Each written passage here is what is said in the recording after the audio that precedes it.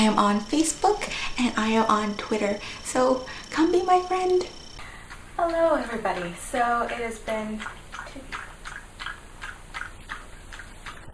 So the first question I received is, do I sleep in my corset, and why or why not? Well, truthfully, I don't like sleeping in my corset. I have tried it, but I'm a very light sleeper as it is. I have a very hard time falling asleep, so having a corset on is just not very conducive to my falling asleep anyways. However, now that I am out of school for the summer, I'm going to be trying different methods of, trying to fall asleep in my corset, and I'm going to report on how well they work and what things have worked for me. Next, somebody asked me how many hours a day do I wear my corsets, and do I wear my corsets outside of my videos? Yes, I do wear my corsets whether I'm making videos or not. I used to train between 8 and 12 hours a day. As of late, I've kind of gotten lazy about it because with my job, my training doesn't really fit into a schedule. It's hard to kind of run around and do a lot of bending and activity in your corset. So I stopped wearing my corset to work, and I usually just train in the evening. So I only really get about 4 hours, I guess, per day. But I am going to try and train a little bit more. Another reason why I stopped wearing it so much was just because in my earlier videos, when I was cinched to 22 to 23 inches thereabouts, I received a lot of negative feedback. So I figured that I took that to mean that maybe I was going too far with my corseting. I don't usually care about how other people view me aesthetically, but if people think that I am doing something unhealthy with my body, then that's not really a message that I want to be sending out to people. So I guess that sort of feedback has made me lazy, because I don't have to train as hard if I'm only going to be maintaining my waist at between 23 and 24 inches. So the next question I'm going to address is, how and where did I learn to sew? I was kind of born with a needle in my hand. Not literally, oh, that would hurt for my mom. But no, I always really liked sewing, and when I was 4 years old, I would take old socks with holes in them, and I would make doll clothes out of it for my Barbies. And when I was about 14, I guess, I started using a sewing machine for the first time. Actually, up until I was 14, I was really scared of using a sewing machine. I always thought that I would run over my fingers and sew my fingers together or something crazy like that. But yeah, and after that, my skills just really took off from experimenting, and my mom taught me how to read patterns. I did take one home ec class where I learned how to sew in high school, but the teacher sort of just left me to my own devices because I was already sewing jeans and formal gowns and things while everybody else was still working on pillowcases. So I can't really say I learned very much in that class, apart from how to properly insert a zipper, but it was definitely one of my most fun classes. I've received quite a few requests over the past couple months on whether I know about Brazilian waist cinchers or other similar cinchers that are rubber based. So they're supposed to help you lose weight by micro massage and basically sweating off the pounds. And I do have one. I'll show it to you here. So you can see that it's actually quite flexible, and I'll be doing a full review on this a little bit later on. I am just having a few issues with it because the rubber does not agree with my skin. So I've been working around trying to use this effectively while not giving myself a rash. But it is very similar to how a traditional faja would work in the South American countries, where they usually put something like this on as soon as a woman has a baby to help her retain her shape. So the next question is whether I own any leather corsets and what do I think of leather corsets.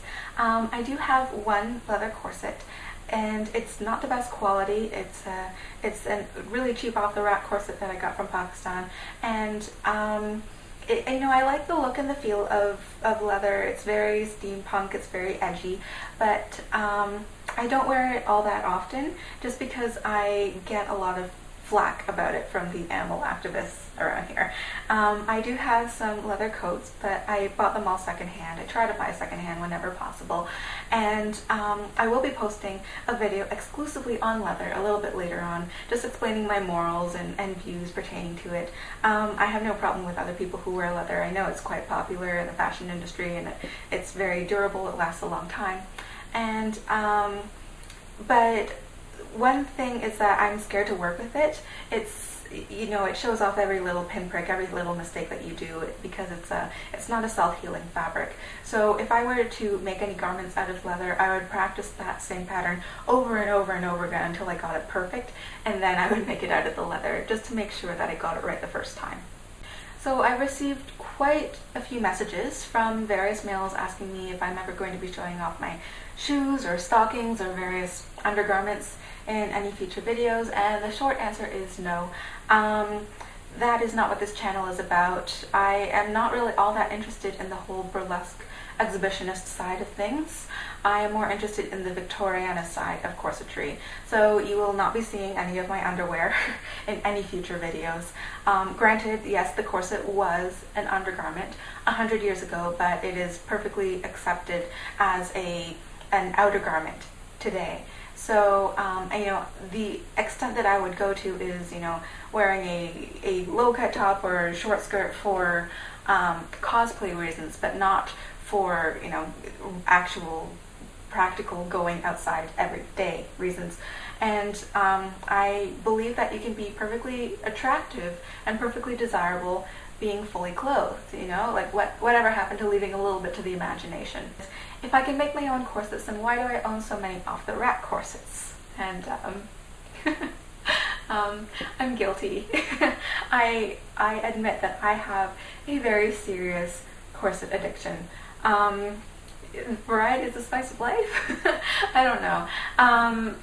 When I started making my own corsets, I realized that there is no one right way to make a corset. There are a ton of different ways. Every single corset I buy from a different company constructs their corsets in a slightly different way. And even corsets within the same company, two different corsets can be constructed in a slightly different way, which is a really interesting finding that I had with certain companies. But so I started buying, corsets off the rack from various companies and stores, started like picking it apart a little bit, seeing how they put it together, so I could really understand, what goes into their construction method, what is a good quality corset supposed to be like, and why are they selling each corset for that price that they do. And once I realized that there was sort of like a niche in YouTube for the style of corset reviews that I do, then it sort of motivated me to start buying more and more corsets from different companies so that I can, bring the information back to you guys. So this is something that I'm super passionate about. I'm not kidding when I say that this is a very expensive hobby. I'm not kidding when I say that I have spent upwards of 90% of my disposable income just on corsets. So I have admitted in the past that What Katie Did has given me samples of corsets for free, and they are the only corset company that has given me any free corsets. Every other corset in my closet is either bought by me or made by me. So how was I able to afford so many off-the-rack corsets on my itty-bitty income? Well, basically, I put aside about $25 a week. So I made other little sacrifices in other places, such as I almost never went to the movies. Instead, I would just rent DVDs or I would borrow them from friends. I almost never go to restaurants. I brown bag my lunches everywhere. I never go to the salon or the spa for any reason. I always do my beauty regimens at home. And almost all of my corset is secondhand, so I rarely spend more than between $3 and $5 on my clothing, and I mostly survive using those really tiny free makeup samples that you get like in the mail, or when one of my friends spends over $50 at a department store, they always get like the tiny free lipsticks, and so they always pass it on to me. So I can't remember the last time I actually bought my own makeup.